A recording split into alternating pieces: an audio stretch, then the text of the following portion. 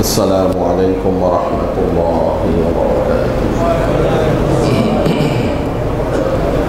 إن الحمد لله نحمده ونستعينه ونستغفره ونؤمن به ونتوكل عليه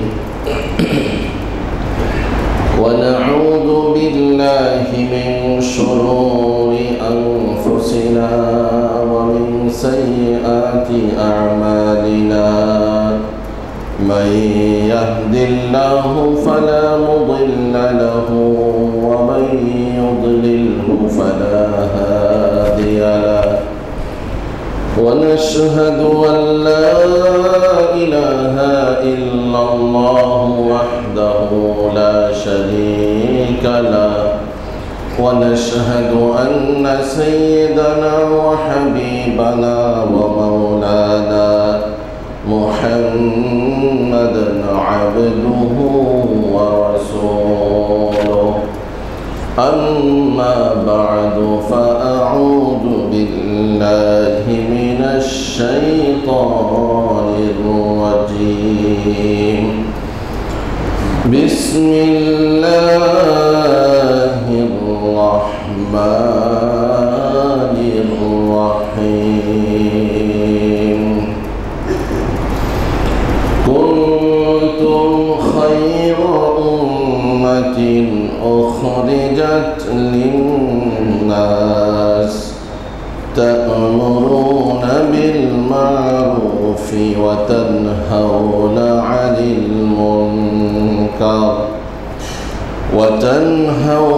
عن المنكر وتؤمنون بالله.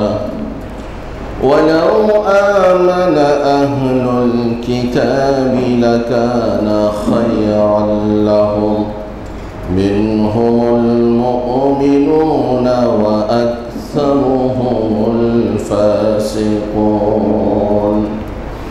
إن الله وملائكته يصلون على النبي يا أيها الذين آمنوا صلوا عليه وسلموا تسليما.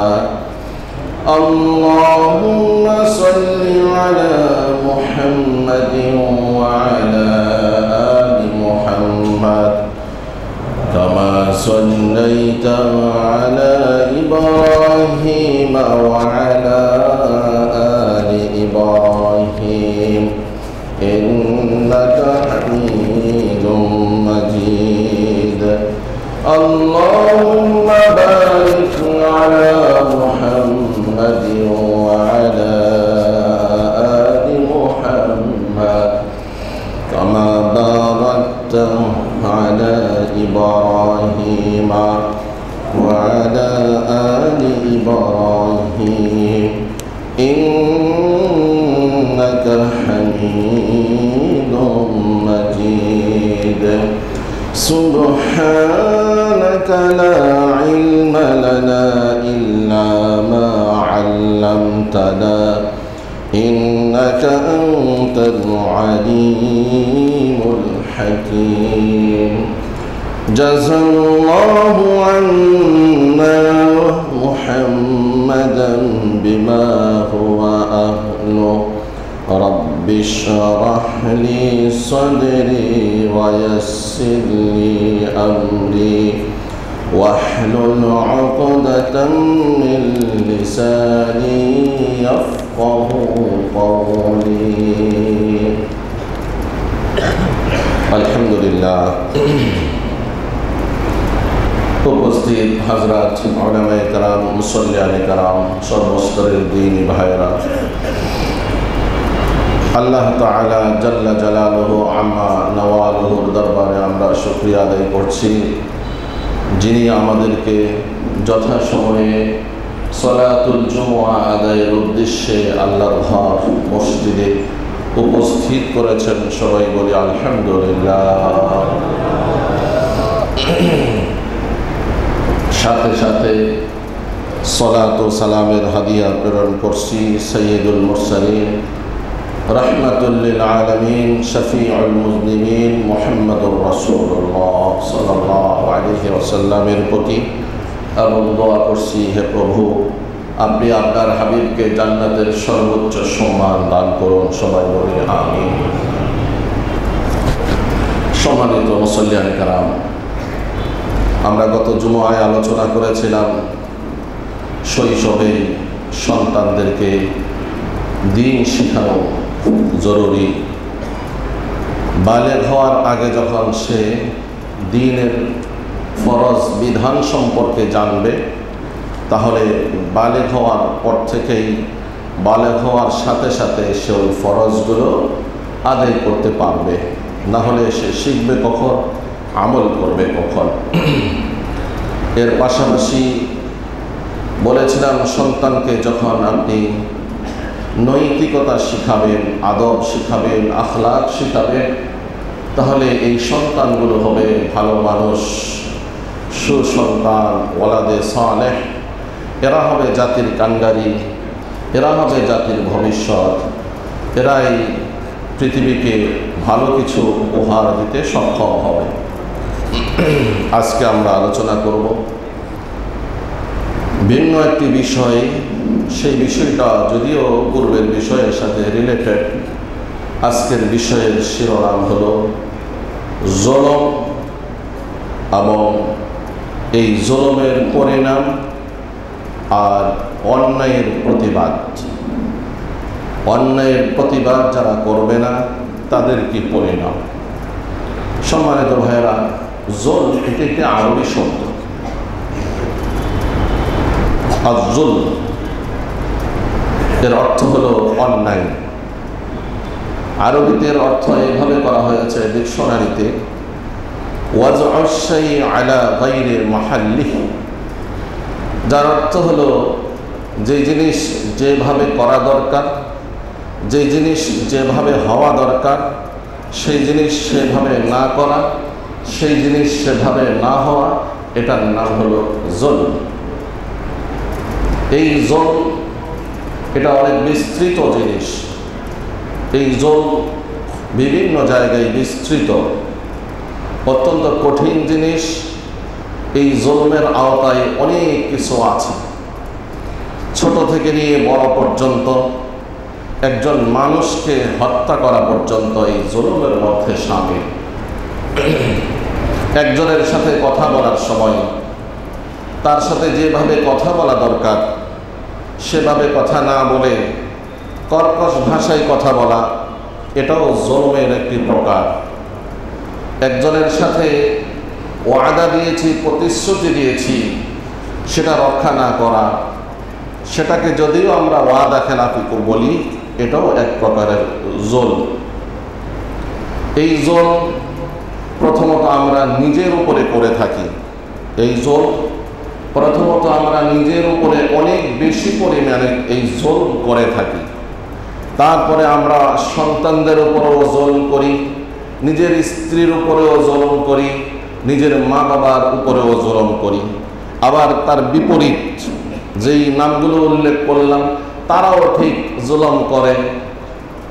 বাবা যেরকম সন্তানের উপরে জুলম করে, সন্তান বাবার উপরে জুলম করে। স্বামী যেরকম স্ত্রীর উপরে জুলম করে, স্ত্রী স্বামীর উপরে জুলম করে। আমি আপনার উপরে জুলম করি, আপনি আমার উপরে জুলম করেন। যার স্বীকারোক্তি নামাজের মধ্যে, সালাতের মধ্যে প্রতিনিয়ত আমরা করে যাচ্ছি। নামাজের শেষে কেমন যেন নিজের জুলমের শিকার নিজের মুখে করে নামাজ শেষ করি। আল্লাহুম্মা ইন্নী যালামতু নাফসি যুলমান কালিলান না কাসীরান কাসীরান। নিজেই স্বীকার করছে, হে আল্লাহ, আমি আমার উপরে অসংখ্য অগণিত জুলম করছি, অতএব আপনি ক্ষমা করেন।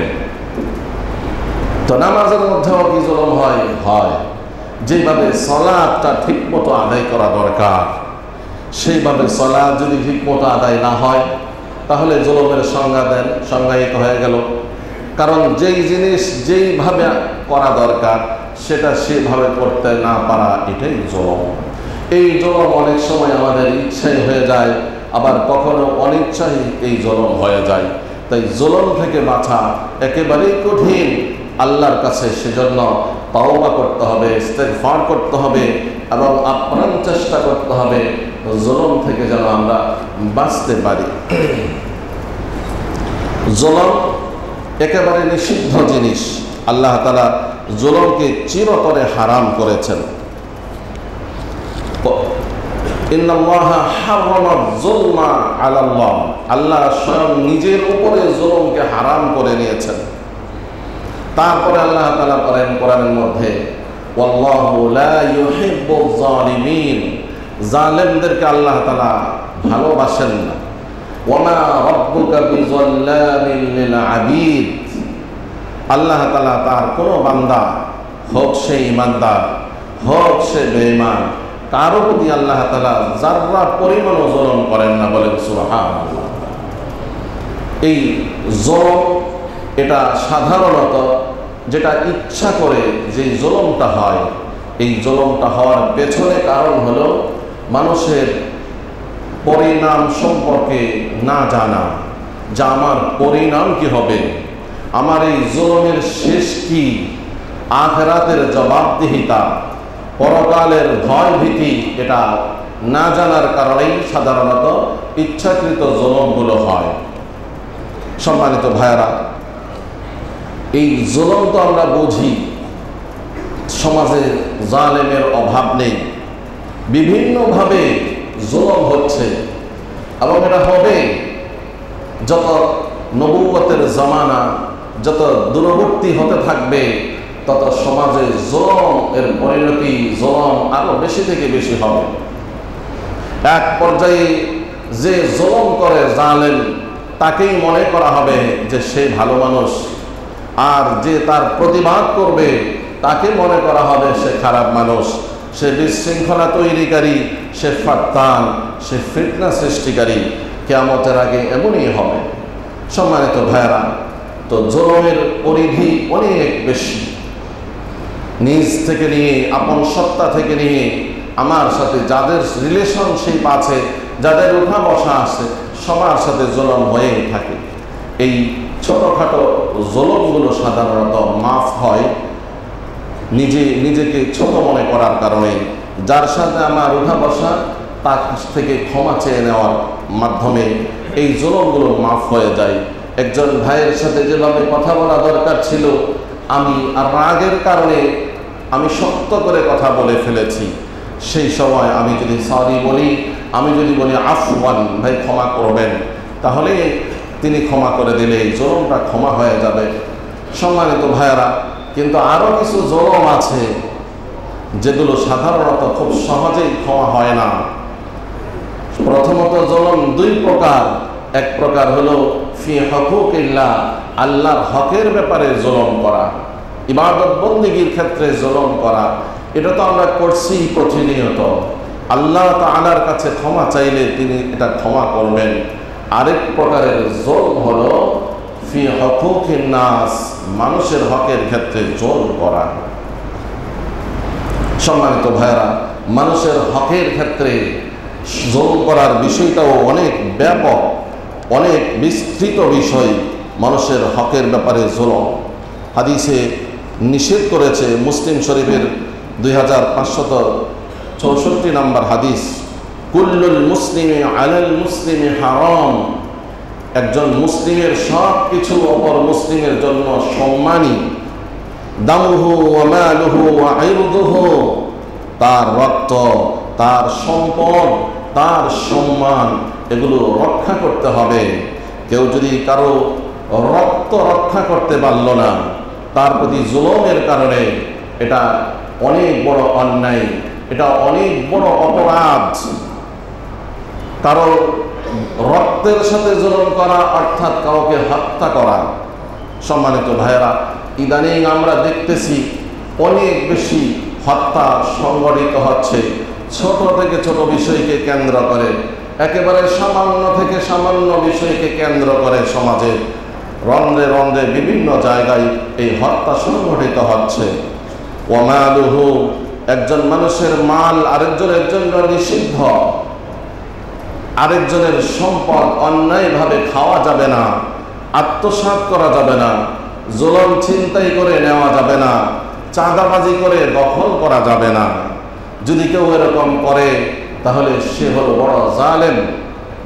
সম্মানিত ভাইরা, আজকের এই সমাজে এইভাবে বিভিন্নভাবে বিভিন্ন জায়গায় ছোট থেকে ছোট বিষয়কে কেন্দ্র করে হত্যাযজ্ঞ সংগঠিত হচ্ছে, এই জুলুম নির্যাতন সংগঠিত হচ্ছে, চাঁদাবাজি হচ্ছে।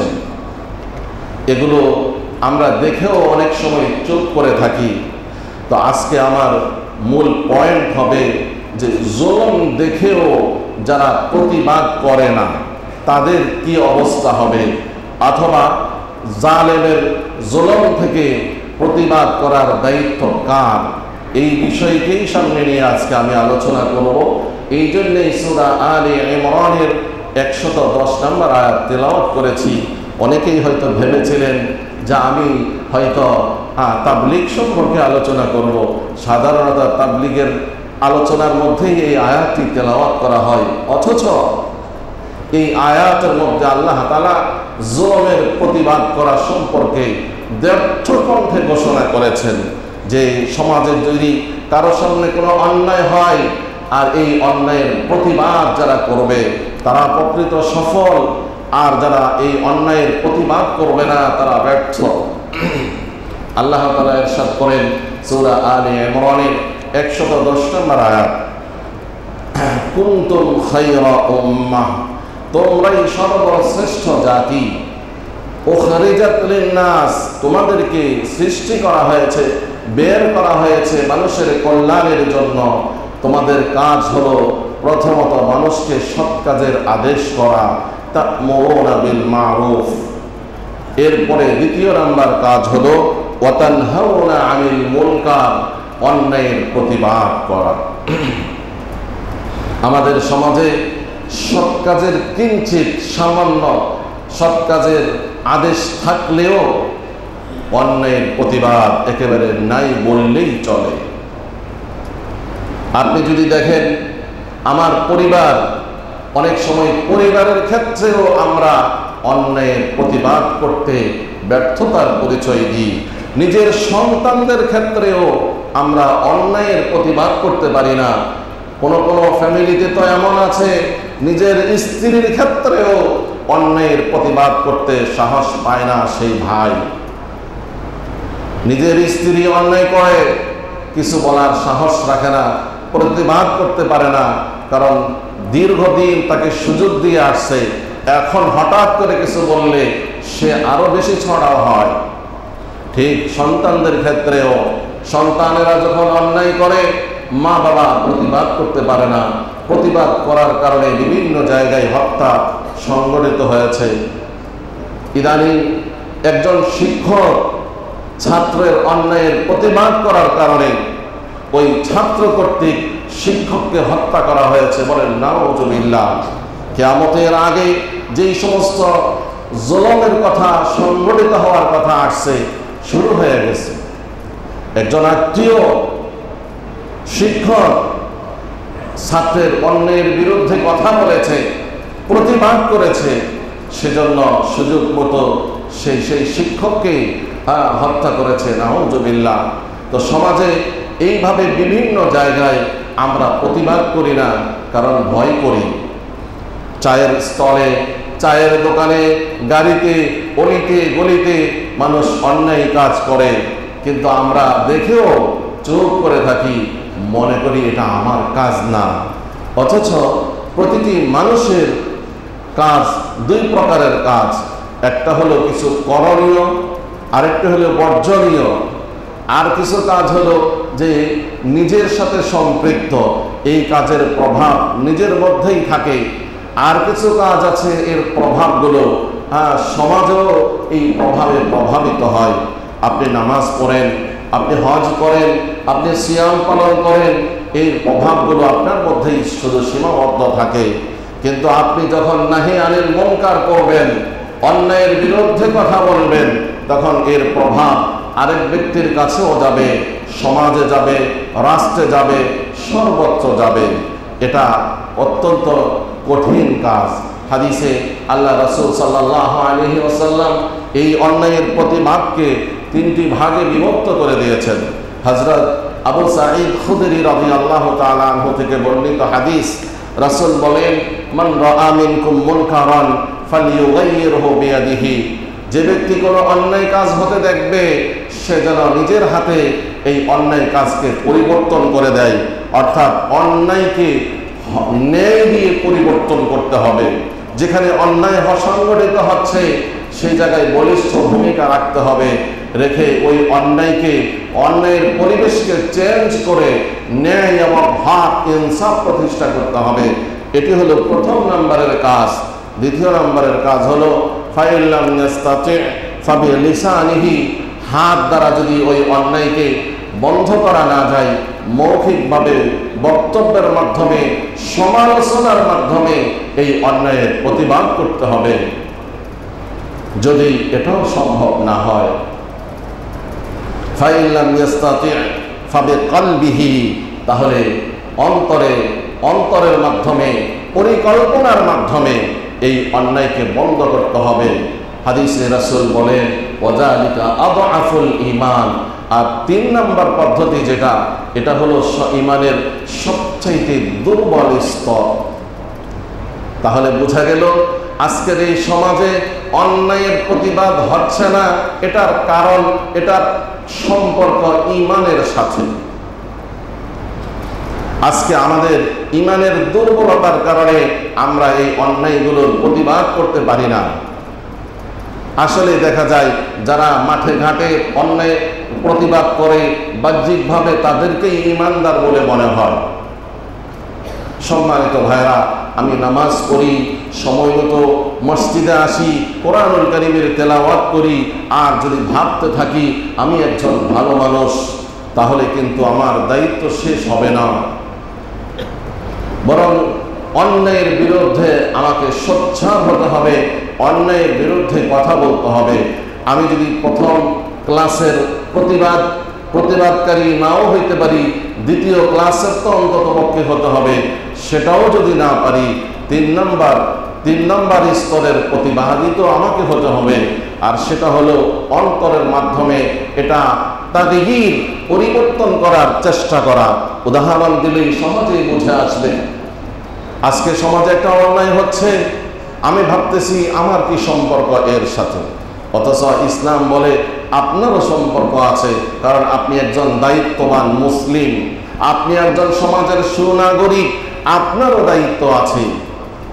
আমরা যখন নিজেদের বেলায় আসি তখন দেখি, যেমন মনে করেন কারো স্ত্রীকে কেউ অন্যায়ভাবে আটকে রেখেছে, সেই জায়গার পরিস্থিতি এত কঠিন, তিনি হাত দ্বারা পরিবর্তন করতে পারেন না। সেই জায়গার পরিস্থিতি এত কঠিন, তিনি মুখে কিছু বলতে পারেন না, বললে তার উপরে আক্রমণ শুরু হবে। তখন তিনি 3 নম্বর পয়েন্টের উপরে আমল করেন। কি করেন? মনে মনে পরিকল্পনা করেন যে আমার স্ত্রীকে ওখান থেকে উদ্ধার করতে হলে কি করতে হবে। প্রয়োজনে আইনের আশ্রয় নেন, কিংবা সমাজের কোনো ব্যক্তি, দায়িত্বশীল ব্যক্তির কাছে গিয়ে ডিসকাস করেন, পরামর্শ করেন। সম্মানিত ভাইয়েরা, হাদিসে শেষের এই কথাটাই বোঝানো হয়েছে যে মনে মনে পরিকল্পনা করতে হবে সমাজের এই অন্যায়কে কিভাবে নির্মূল করা যায়। আমি অন্যায় দেখে চোখ বন্ধ করে মসজিদে চলে আসলাম আর ভাবলাম এর সাথে আমার কি সম্পর্ক, এটা হবে না, এটা ঠিক হবে না। সূরা বাকারার মধ্যে, সূরা মায়েদার মধ্যে আল্লাহ তাআলা বনি ইসরাইলের যারা এই অন্যায় দেখেও প্রতিবাদ করেনি তাদের ব্যাপারে তাদের কি শাস্তি হয়েছে সেগুলো আল্লাহ তুলে ধরেছেন। আপনারা জানেন হযরতে দাউদ আলাইহিস সালামের সময়ে শনিবারে মাছ শিকার করা নিষিদ্ধ ছিল। তো কিছু মানুষ মাছ শিকার করত, এক পর্যায়ে তারা কৌশল অবলম্বন করত। তো সেখানে যারা এই কাজে লিপ্ত ছিল তাদেরকে আল্লাহ তাআলা শাস্তি স্বরূপ তাদেরকে বানর বানিয়ে দিয়েছেন। ঠিক যারা তাদের সাথে চলাফেরা করত, উঠা বসা করত, কিন্তু নিষেধ করত না, তাদের ব্যাপারে কোরআনে আল্লাহ তাআলা অত্যন্ত কঠিন বাণী উচ্চারণ করেছেন, বলেছেন লুইনাল্লাযীনা কাফারু মিন বনি ইসরাঈল আলা লিসানি দাউদ ওয়া ঈসা ইবনে মারইয়াম যালিকা বিমা আসাউ ওয়া কানু ইয়াতাদুন। বনি ইসরাঈল অভিশপ্ত হয়েছে, কারণ কি ছিল? কানু লা ইয়াতানাহাউনা আন মুনকারিন ফাআলুহু। সূরা মায়েদার ৭৯ নম্বর আয়াত। কারণ তাদের চরিত্র ছিল যে তাদের সামনে কোনো অন্যায় যখন সংঘটিত হয় তখন তারা কাউকে কিছু বলতো না, নিষেধ করতো না। লাবিসা মা কানু ইয়াফআলুন, তাদের এই চরিত্র অত্যন্ত ঘৃণিত, অনেক বেশি খারাপ, অনেক বেশি মন্দ।